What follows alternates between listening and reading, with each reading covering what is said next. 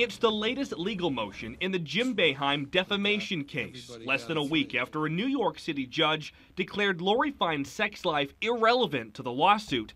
Attorneys for Bobby Davis and Mike Wang continued their push to keep this trial as far from Syracuse in Onondaga County as possible. The latest filing includes a sworn statement from accuser Bobby Davis, who says Jim Boeheim and SU basketball sit on a pedestal in town. Perhaps some people put them on a pedestal. I think everyone has their own opinion. I wouldn't necessarily put them on a pedestal. I think Jim Boeheim is held on a pedestal because of basketball and because of his the things he does for charities in the community. But I mean, if somebody does something wrong, they do something wrong. It needs to be settled in the courts. And it begs the question, could this Jim Boeheim defamation lawsuit be fairly tried right here in Syracuse? Could potential jurors put aside any feelings they might have for the SU basketball team and its head coach? Honestly, I don't think he defamed anybody.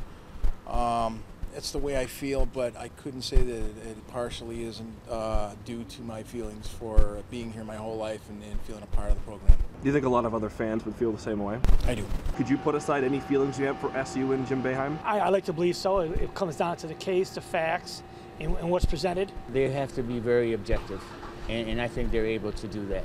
And that's just my faith in people. People who could ultimately decide Jim Boeheim's fate if this case is brought to central New York. Reporting in Syracuse, I'm Chris McGrath.